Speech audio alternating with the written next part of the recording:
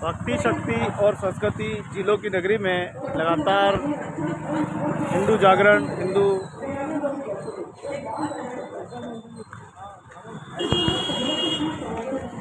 विराट हिंदू सम्मेलन का आयोजन पूरे भारतवर्ष में हो रहे हैं। उसी क्रम में आज विश्वविद्यालय मार्ग में विराट नगर जय श्री राम 1 फरवरी 2024 को ये विराट सम्मेलन गुरु मैया भुवनेश्वरी जी और संत श्री गुलाबदास जी महाराज आज अपने संबोधन देंगे।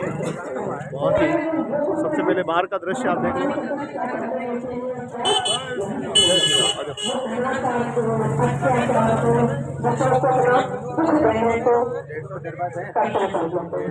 अगर मैं आपको बोलूँ कि गलत है तो आपका अंकल ये कह रहे हैं कई धर्म को बोलते हैं ये ऐसा करो कि बिना अधिक सोचते हैं कि सही है या गलत है, मनुष्य की दृष्टि वो कर लेते हैं।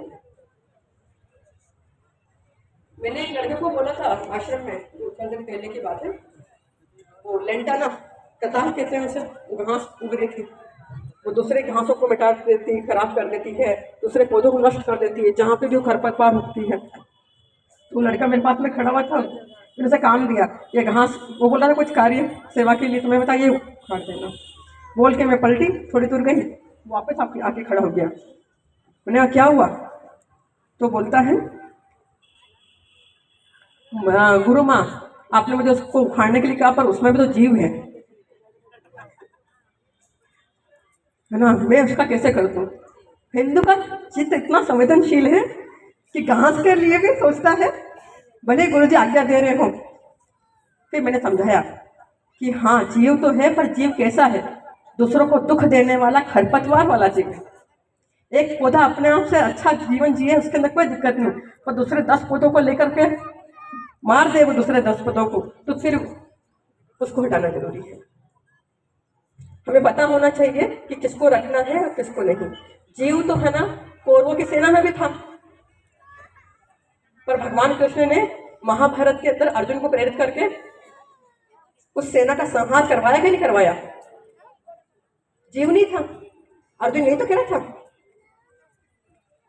तो हिंदुओं को ये पता करने की आवश्यकता है, वो कर्तव्य में बहुत अच्छे हैं, धर्म के तौर पर जागरूक है। अभी आप लोग देखो सब उठ करके यहाँ पे आए हो, कलश यात्रा करी है, इतना सुंदर कार्यक्रम का आयोजन किया है। ये सब यही दिखाता है कि हमारे पास तो कितने, हम लोग कितने जागे हुए हैं, कितने शक्तिशाली हो रहे हैं, कितने समृद्ध हो रहे हैं, अपने हिंदू धर्म को किस ढंग से हम सेलिब्रेट कर रहे हैं। सब तरफ का क्या परिवेश बन गया है, ये हम सब लोग समझने लगे। बस इतना सा ध्यान रखना है हमको कि हम जागे हुए लोग हैं।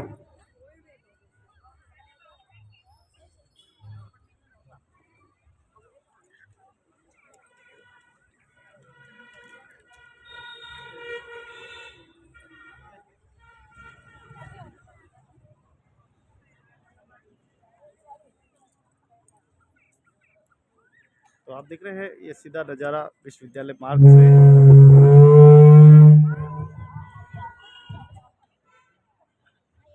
तो हम जागे सोए हुए लोगों से रक्षा करके अपने आप के रखनी है, बस इतना ध्यान रखना है। उस रक्षा के लिए हमेशा एकजुट रहना है, संगठित रहना है, अपनी विराट हिंदू पहचान को बनाए रखना है। ये बस इतना जो करना चाहिए आप पहले से कर रहे हैं। जैसे अपनी रक्षा के लिए युद्ध, हम लोग अहिंसा वाले हैं, पर हमारे धर्म के अंदर हिंसा भी खूब है, नहीं हुई क्या?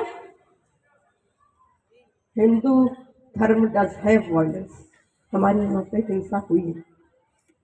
कैसे? महाभारत के अंदर भयंकर हिंसा, रामायण के अंदर भयंकर हिंसा।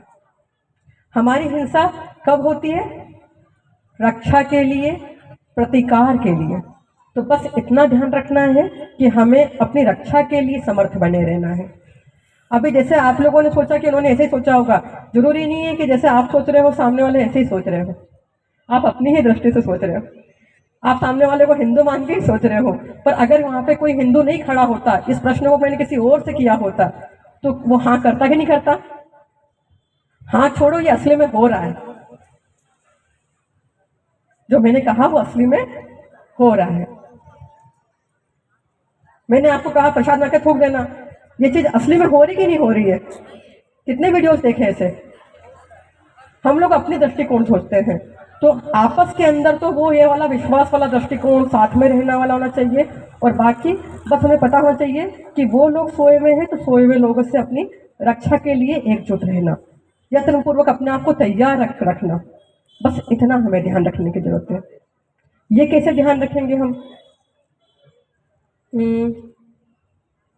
एक मंच आ जाओ करना,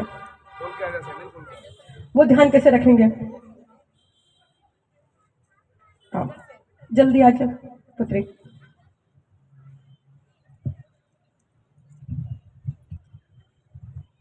ये दिखाई दे रहा है? ये क्या है? क्या है? आ जाओ। इधर क्या है? कन्या, बच्ची। तो ध्यान इतना रखना है कि एक कार्य के लिए आपसे कोई आपका हिंदू ही व्यक्ति है और उस कार्य के लिए आपसे वो 600 रुपये मांगता है। कोई कारीगर है, कोई दुकान वाला है, कोई है, तो 600 रुपये मांगता है और दूसरा आपसे 500 रुपये मांगता है। उस समय अगर आप ये 100 रुपये का नोट बचाने लग गए तो फिर आप इसको नहीं बचा पाएंगे।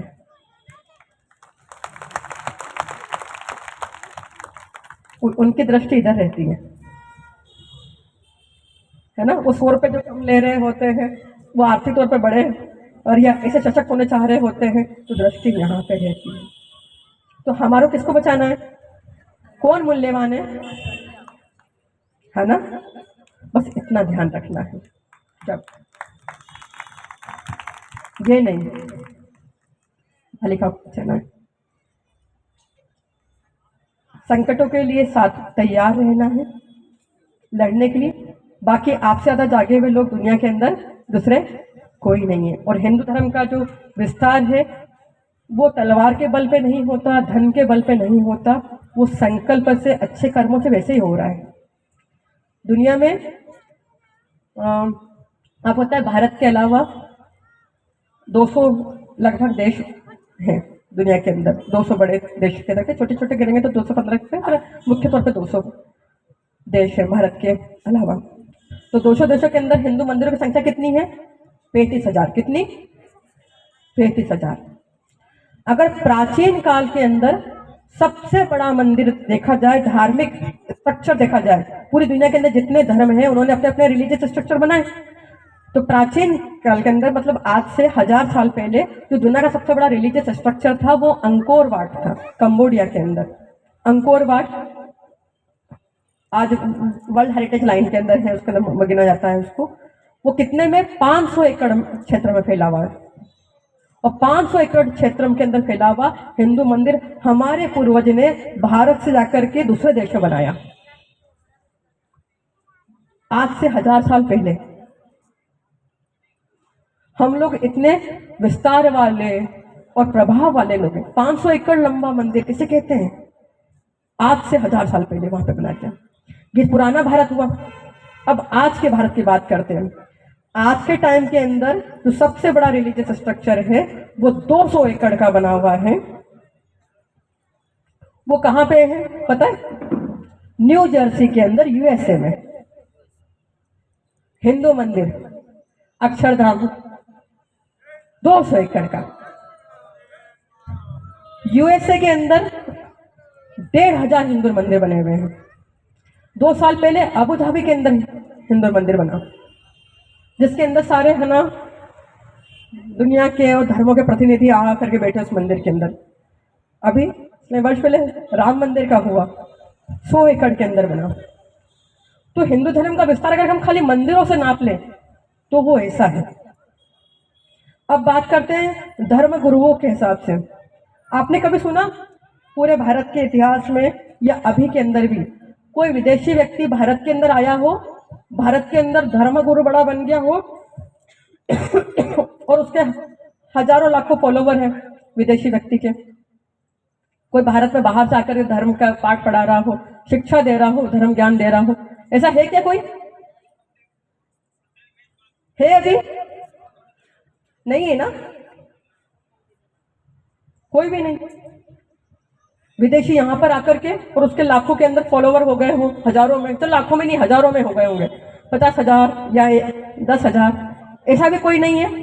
भारत अब पूरी दुनिया पड़ी हुई, इतने धर्माचार्य हैं, इतने ज्ञान वाले लोग हैं, भारत में इतने सारे आते भी हैं, है ना। हजारों हजारों लोग सन्यासी हो गए जो विदेशों में जन्म लिया। मैं खुद है ना 5-10 विदेशी साधुओं को जानती हूँ, पर उनकी कोई बड़ी संख्या के अंदर बहुत बड़े फॉलोवर नहीं है। अब देखो, भारत से अभी वर्तमान समय के अंदर बाहर 25 संस्थाएं हैं जो अंतर्राष्ट्रीय स्तर पर कार्य कर रही हैं। सनातन संस्थान, चिन्मय मिशन, सदगुरु फाउंडेशन, पतंजलि योगपीठ, आर्य समाज और गायत्री परिवार, और ऐसे सनातन संस्था का तो बहुत बड़ा, ऐसे बड़े बड़े। और इन संस्थाओं के अंदर वहां पे कितने फॉलोवर हैं इनके? 30 से 40 मिलियन। ये विदेशी लोग हैं, इन्होंने हिंदू धर्म जन्म ले लिया। इन भारतीय हिंदू धर्म संस्थाओं के फॉलोवर 40 मिलियन लोग विदेश में। भारत के जो धर्मगुरु बाहर गए वो वहां पे बड़े धर्मगुरु हो गए, उनके सबके लाखों की संख्या में फॉलोवर है। चाहे योगानंद जी हो, विवेकानंद जी हो, स्वामी राम हो, प्राचीन काल के अंदर, थोड़ा सा मध्य काल के अंदर देखें, आधुनिक काल के अंदर अभी श्री रविशंकर जी को देख लो, है ना, सदगुरु को देखो, या फिर सनातन संस्था वालों को देखो, उनके बाहर बीच में ओशो यहाँ से गए, उनके जो भी भारत से धर्म का ज्ञान, थोड़ा सा धर्म के ज्ञान की कोशिश करोगे, बड़ा प्रभाव लगा है। जय श्री राम।